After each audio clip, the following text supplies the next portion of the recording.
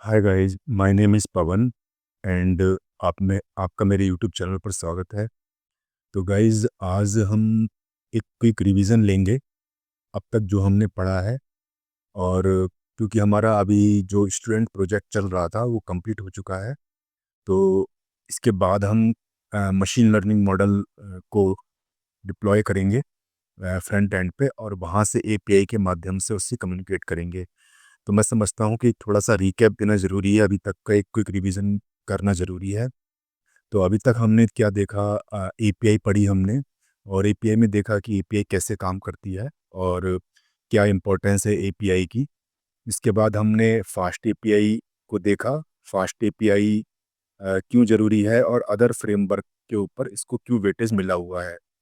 ठीक है। उसके बाद हमने एक स्टूडेंट प्रोजेक्ट शुरू किया था और उसको एंड टू एंड हमने कंप्लीट किया, और उसमें जितनी भी रिक्वेस्ट हो सकती थी, एचटीटीपी रिक्वेस्ट हो सकती थी, जैसे गेट, पोस्ट, और उसके बाद पुट था हमारा, और उसके बाद डिलीट, ये चारों रिक्वेस्ट हमने कंप्लीट की। तो हमारा बेसिक फ्लो जो था वो शुरू से लेकर एंड तक ये था कि एक क्लाइंट है जो एक फ्रंट एंड के थ्रू, अभी तक हमने जो यूज़ किया था नॉर्मली वो बाय डिफ़ॉल्ट जो हमें डॉक्यूमेंटेशन मिलता है फास्ट एपीआई का, अधिकतर हमने उसको यूज़ किया था। तो वो एक ट्रेडिशनल हमारा यहाँ पे मैं आपको थोड़ा शो करता हूँ पेन के थ्रू। तो वो हमारा एक जो है ये ट्रेडिशनल वाला जो है फ्रंट एंड था, एपीआई डॉक्यूमेंटेशन था फास्ट एपीआई का, उसके थ्रू हमने कम्युनिकेट किया था। और उसके बाद सर्वर था, वेब सर्वर। ठीक है।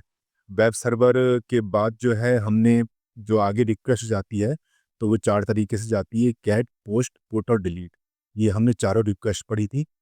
उसके बाद मूविंग फॉरवर्ड हमने जो है अपना एपीआई लिखा था, और एपीआई लिखा था, एपीआई के बाद हमने जो है बैकएंड कोड लिखा था। और हमारा जो कम्युनिकेशन हुआ था अभी तक वो डेटाबेस से हुआ था। और डेटाबेस हमारा क्या था, डेटाबेस हमारी एक जेसन फाइल थी। राइट। तो अभी तक हमने पूरा ये फ्लो पढ़ा एंड टू एंड, क्लाइंट से लेकर डेटाबेस जो हमारा जेसन था वहाँ तक हमने ये पूरा फ्लो पढ़ा और देखा कि कैसे काम करता है। इसकी कोडिंग भी पढ़ी, थ्योरी भी पढ़ी हमने, और चारों मेथड जो गेट से लेकर डिलीट तक हमारे जो होते हैं, तो वो हमने सारे कवर किए थे इसमें। राइट, ये चारों मेथड हमने कवर किए थे। तो अभी तक का रिकैप ये है। अब आगे हमारा जो इंटेंशन है, हम क्या पढ़ेंगे, क्योंकि हमारी ये प्लेलिस्ट पूरी तरह से एमएल और एलएलएम को और इस तरह की चीज़ों को डेडिकेटेड है। तो इनिशियली आपको ये बताना ज़रूरी था ताकि एक बेसिक आइडिया आपको मिल जाए कि कैसे पूरी चेन वर्क करती है इसकी। और अब हमें क्या करना है कि अब हम जो जैसन डेटाबेस पे हमने काम किया था, उसकी जगह हम जो है अब अपना ये एलएलएम मॉडल या मशीन लर्निंग मॉडल हम बैकएंड में यूज़ करेंगे। तो फ्लो वही रहेगा कि हमारा जो बैकएंड है इस बार, हमारा जो बैकएंड है वो इस बार जो है मशीन लर्निंग या जो भी हमारा मॉडल है उससे कम्युनिकेट करेगा। ठीक है। तो आई थिंक कि मैं 3 स्टेप में या 3 छोटे-छोटे वीडियो में इसको कंप्लीट कर पाऊँगा। क्योंकि पहला मेरा टारगेट रहेगा कि आपको एक दिखाना कि मेरा डेटा सेट क्या है और उस पे एक मशीन लर्निंग मॉडल बनाना। उसके बाद दूसरे एपिसोड में या दूसरे वीडियो में ये बैकएंड और एपीआई का कोड मैं आपको लिख के दिखाऊँगा। और उसके बाद लास्ट में हम एक फ्रंट एंड बनाएँगे, और फ्रंट एंड हम अपना कस्टमाइज़ बनाएँगे और उसमें हम पाइथन की स्ट्रीमलीट लाइब्रेरी का यूज़ करेंगे। तो ये 3 वीडियो में आई थिंक कि मैं इसको कंप्लीट कर दूँगा। पूरा फ्लो सेम रहेगा, बस इस बार हम जो है जो इंटरैक्ट करेंगे अपने वो मशीन लर्निंग मॉडल से करेंगे, ना कि हम अपने इस बार कोई हमारा जैसन या डेटाबेस इस तरह का कुछ है। ठीक है। और हमारा इसमें जो हम कम्युनिकेट करेंगे सारा वो हमारा मेथड रहेगा यहाँ पे, पोस्ट मेथड। लाइक कि पोस्ट मेथड में हम कोई भी डेटा या कोई भी इंफॉर्मेशन फ्रंट एंड से फीड करा सकते हैं अपने बैकएंड को या अपने एपीआई को। तो ये सब हम करेंगे। और उससे पहले हम देखते हैं कि आज पहला वीडियो है तो इसमें बताता हूँ कि क्या हमारा डेटा सेट है और क्या हमारा यहाँ पे मशीन लर्निंग मॉडल रहेगा। तो पहले मैं आपको एक मॉडल के बारे में या डेटा सेट के बारे में बताता हूँ। तो इस बार हम एक अपना जो है डेटा सेट लेंगे और वो रहेगा हमारा लाइफ इंश्योरेंस पॉलिसी को लेकर। और इसमें कैगल से मैंने ये डेटा सेट उठाया हुआ है और इसमें 1338 रो हैं और 7 कॉलम हैं। 7 में से 6 कॉलम जो है मेरे ये इनपुट फीचर के हैं और ये प्रीमियम वाला कॉलम जो है मेरा ये आउटपुट फीचर का है। तो इन ए होल की 6 कॉलम मेरे इनपुट हैं और इसके बाद थोड़ा-सा मैं इसमें फीचर इंजीनियरिंग करने की कोशिश करूँगा, ठीक है? और उसके बाद क्या फीचर इंजीनियरिंग होगी इसमें कि पहला हमारा जो ऐज का कॉलम है, ये एज़ इट इज़ रहेगा। सेक्स, है ना? जेंडर का जो कॉलम है, वो सेम रहेगा। और चिल्ड्रन चिल्ड्रन मतलब जो पर्टिकुलर पर्सन है, जो इंश्योरेंस प्रीमियम ले रहा है, तो उसके कितने चिल्ड्रन हैं, वो सेम रहेगा। रीज़न सेम रहेगा हमारा। और थोड़ा-सा चेंजिंग जो मैं करूँगा वो बीएमआई पे करूँगा पहली चेंजिंग, क्योंकि बीएमआई हमारा नंबर में है, तो मैं चाहता हूँ इसे कैटेगोरिकल फीचर में मैं डिवाइड कर दूँ। तो इस तरह से इसके लिए मैंने एक बीएमआई कैटेगरी करके एक फीचर बनाया है और उसको उसमें मैंने एक फ़ंक्शन यूज़ किया है और उस फ़ंक्शन में कुछ लॉजिक के अकॉर्डिंग हम एक कैटेगरी क्रिएट करेंगे 4। तो अगर बीएमआई 18.5 से नीचे है तो हमारी कैटेगरी अंडरवेट, अगर 25 से नीचे है तो नॉर्मल, अगर 30 से नीचे है तो ओवरवेट और इससे ज़्यादा अगर ऊपर है तो ओबेस। ओबेस मतलब मोटा हम जो है उसको रिटर्न कर देंगे। तो ये मैंने फंक्शन बनाया और उस फंक्शन में अपना जो है मैंने ये बीएमआई जो बीएमआई था हमारा ये कॉलम था उसको पास करा दिया। ठीक है?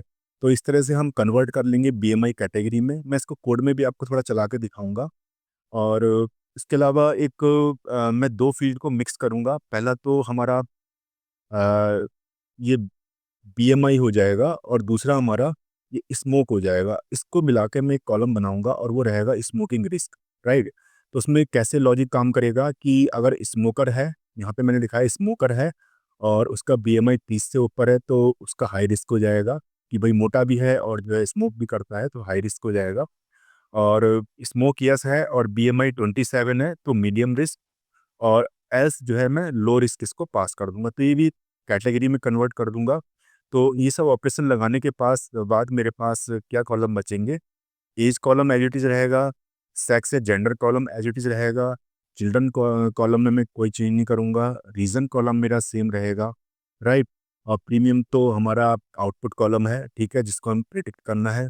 तो बाकी मेरे पास जो 2 नए कॉलम क्रिएट हो जाएँगे, वो हो जाएगा बीएमआई कैटेगरी जो बीएमआई पे बेस है और स्मोकिंग रिस्क जो बीएमआई और स्मोकर पे डिपेंडेंट है कि 2 फ़ील्ड लेके मैंने एक नया फ़ील्ड क्रिएट किया है। तो ये मेरा पूरा डेटा सेट को हैंडल करने का तरीका रहेगा। छोटा डेटा सेट है ये, आप देख सकते हैं इसमें 1338 रोज़ हैं। तो मैंने जानबूझ के इसको उठाया है क्योंकि मेरा जो एम है इस चीज़ को करने का एक सिंपल सा मशीन लर्निंग मॉडल डेवलप करना है, ताकि मैं इसको यहाँ पे आपके जो पहले मैंने आपको दिखाया था, यहाँ पे मैं इसको इसके मॉडल को यहाँ पे मैं अप्लाई कर सकूँ मशीन लर्निंग मॉडल को, ठीक है ना? तो अभी मैं कोड फाइल में चलता हूँ। तो कोड फाइल में आप देख सकते हैं यहाँ पे मैंने इसको वीएस कोड में ही इसको जुपिटर नोटबुक में मैंने बनाया है इसको। तो सबसे पहला स्टेप यही है कि मैंने ये 2 लाइब्रेरी पांडास और नमपाई मैंने इंस्टॉल किए हैं डेटा प्री प्रोसेसिंग के लिए और उसके बाद की ये 2 लाइब्रेरी जो है वो मशीन लर्निंग मॉडल की मेकिंग के लिए हैं। तो जो भी नेसेसरी इम्पोर्ट है वो मैंने यहाँ पे कर लिए, राइट? उसके बाद मैंने यहाँ पे इसमें डेटा को लोड कर दिया मैंने अपना। उसके बाद एक मैंने इसकी कॉपी क्रिएट कर ली क्योंकि मुझे कुछ चेंजेस करने होंगे डेटा सेट में, तो मैं नहीं चाहता कि ओरिजिनल डेटा सेट में एग्जीक्यूट हो, तो मैंने डीएफ वर्क के नाम से यहाँ पे अपनी एक कॉपी क्रिएट कर ली। उसकी 5 टॉप जो हेड मैंने देखे यहाँ पे, ये टॉप हेड है ये जो आपको दिख रहा है, ठीक है? उसके बाद फिर वही मैं अपना बीएमआई कैटेगरी बीएमआई के बेस पे कैटेगरी क्रिएट करूँगा। तो मैंने आपको बताया था अभी, जो अभी ड्राइंग बोर्ड पे हमने देखा था कि कैसे कैटेगरी क्रिएट होगी, ठीक है? और उसमें फिर जो कॉलम क्रिएट होगा वो मैं डेट पीएफ वर्क में उसको ऐड कर दूँगा। सिमिलरली स्मोकिंग रिस्क जो 2 कॉलम के बेस पे है, पहला है स्मोकर और दूसरा है बीएमआई। तो इसके बेस पे जो कॉलम बनेगा वो मैं जो यहाँ पे स्मोकिंग रिस्क कॉलम के नाम से डीएफ वर्क में उसको इम्प्लीमेंट कर दूंगा। तो 2 कॉलम मेरे नए क्रिएट हो गई है, ठीक है। उसके बाद मैं अपने डेटा सेट को अगर देखता हूँ तो इसमें आप देख सकते हैं ये 1 कॉलम और ये 2 कॉलम मेरे क्रिएट हो गए हैं। और अब मैं क्या करूँगा कि इसमें बीएमआई कॉलम को और ये स्मोकर वाला कॉलम मेरे यूज़ के नहीं है, क्योंकि इसके बेस पे मैं ऑलरेडी जो है 2 नए कॉलम क्रिएट कर चुका हूँ, राइट? तो मैं क्या करूँगा कि अपना एक्स लूँगा, यहाँ पे देख सकते हैं, यहाँ पे मैंने अपना एक्स लिया है और वाई लिया है। और एक्स वाई में आप देख सकते हैं कि मैंने बीएमआई को और ये जो बीएमआई है और स्मोकर वाले कॉलम को मैंने यहाँ से रिमूव कर दिया है, इसको मैंने पिक नहीं किया है, ठीक है? तो एक्स वाई मेरे अलग हो गए यहाँ पे। उसके बाद मैं क्या करूँगा कि जितने भी मेरे कैटेगरिकल फ़ीचर हैं, उनको एक लिस्ट में डालूँगा। जितने भी न्यूमेरिकल फ़ीचर हैं यहाँ पे नीचे, एज और चिल्ड्रन न्यूमेरिकल फ़ीचर हैं, उसको एक कॉलम में डालूँगा और ठीक है, एक लिस्ट में डालूँगा और ये मेरे 2 अलग-अलग हो गए। अब इस पे मैं एक ऑपरेशन लगाऊँगा वन हॉट एन्कोडिंग, ठीक है? कैटेगरिकल कॉलम पे जो कैटेगरिकल फ़ीचर हैं जितने भी, उस पे मैं वन हॉट ओएचई जो वन हॉट एन्कोडिंग होती है, उसको अप्लाई कर दूँगा और न्यूमेरिकल फ़ीचर्स मेरे एज़ इट इज़ रहेंगे, राइट? तो मैंने एक कॉलम ट्रांसफ़ार्मर की हेल्प से ये लॉजिक लिखा है, इसका एक प्री प्रोसेसर बनाया है। उसमें ट्रांसफ़ार्मर के अंदर जो है मैं वन हॉट एन्कोडिंग लगा रहा हूँ यहाँ पे और किस पे लगा रहा हूँ? कैटेगरिकल फ़ीचर पे। और जो मेरा न्यूमेरिकल फ़ीचर है उसको मैं as it is pass through कर दूँगा, राइट? तो एक प्री प्रोसेसर बन गया मेरा ये। उसके बाद मैं एक पाइपलाइन बनाऊँगा। पाइपलाइन में क्या करूँगा कि पहले ये जो मैंने फ़ीचर ट्रांसफ़ॉर्मेशन किया है प्री प्रोसेसर में, वो मैं यहाँ पे लिख दूँगा। उसके बाद मैं जो मशीन लर्निंग का नॉर्मली यूज़ होने वाला एक्जीबूस्ट रिग्रेसर जो मेरी एल्गोरिथम है, वो मॉडल मैं यहाँ से पिक करके उसको लगा दूँगा यहाँ पे, ठीक है? तो इसमें 2 काम हो रहे हैं पाइपलाइन में। पहले तो जो प्री प्रोसेसिंग हो रही है, वो आ रही है यहाँ पे और दूसरा उस पे मेरा मॉडल अप्लाई हो रहा है। और ये रिग्रेशन प्रॉब्लम है, ज़ाहिर-सी बात है, क्योंकि आप देख सकते हैं यहाँ पे ऊपर मैं दिखाता हूँ, जो प्रीमियम है मेरा वो नंबर्स में है, तो ये आप समझ सकते हैं कि ये रिग्रेशन प्रॉब्लम है। ठीक ठीक है? अब इतना हो गया, पाइपलाइन बना दी, अब मैं ट्रेन का स्प्लिट अप्लाई करूँगा इस पे और मैंने साइज़ का 0.9 लिया, यहाँ पे आप देख सकते हैं ये 0.9 साइज़ है ट्रेन डेटा का, 90% ट्रेन डेटा है और 10% टेस्ट डेटा है, ठीक है? और उसके बाद मैं ट्रेनिंग करूँगा अपने मॉडल को ट्रेन करूँगा, मीन्स पाइपलाइन को ट्रेन करूँगा, क्योंकि पाइपलाइन के अंदर ही मेरा मॉडल है। तो fit, X train and Y train, ठीक है? अभी पाइपलाइन मेरी बन गई है, तो पाइपलाइन में दिखा रहा है कि क्या-क्या है पाइपलाइन में। पहले तो कैटेगरिकल यहाँ पे जो फीचर है उन पे वन हॉट एन्कोडिंग लगी है और numerical column as it is pass through हो गए हैं। उसके बाद मैंने इस पे एक्जीबूस्ट रिग्रेसर अपना मशीन लर्निंग मॉडल लगा दिया है, राइट?